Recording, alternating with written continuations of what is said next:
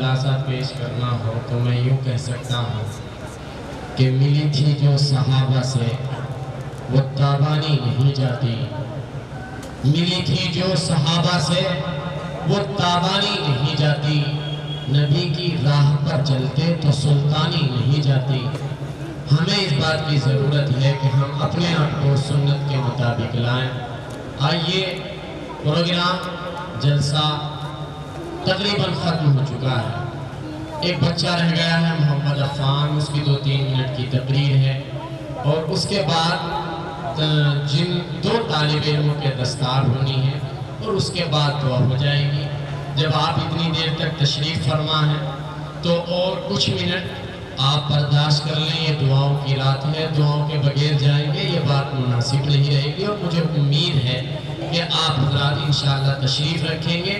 میں گزارش کر رہا ہوں محمد عفان، حافظ محمد عفان متعلم مدرسہ ہادہ سے کہ وہ تشریف لائیں اور اپنی تقریر پیش کریں۔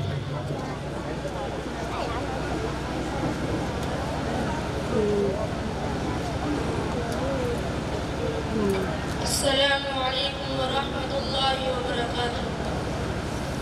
الحمدللہ رب العالمین والصلاة والسلام علی سید الانبیاء والمرسلین وعلی آلہ واصحابہ اجمعین، اما بعد، فقد قال اللہ تبارک وتعالی فی القرآن المجید والفرقان الحمید، فاعوذ باللہ من الشیطان الرجیم، بسم اللہ الرحمن الرحیم۔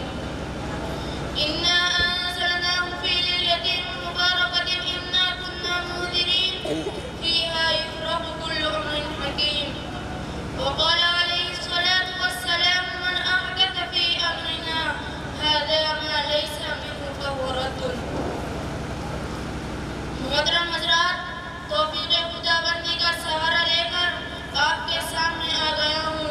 میں چاہتا ہوں آج کی اس سہانی اور مقدس رات میں ماہ شعبان کی فضیلت کا تذکرہ کروں، اس کی درمیانی رات شب برات کی عظمت و برتری بیان کروں، اس مقدس اور بابرکت رات کے متعلق معاشرے اور سماج میں پھیلی ہوئی برائیوں اور خرافات پر روشنی ڈالوں۔ تو لیجیے ہمیں دل متوجہ ہو کر میری بات کو سنیے۔ خالق کائنات نے سورہ دخان میں ارشاد فرمایا، اِنَّا أَنزَلْنَاهُ فِي لَيْلَةٍ مُبَارَكَةٍ، ہم نے اس قرآن پاک کو لوح محفوظ سے آسمان دنیا پر اتارنے کا فیصلہ ایک برکت والی رات میں کیا۔ اس برکت والی رات میں ہر حکمت والا معاملہ طے کر دیا جاتا ہے۔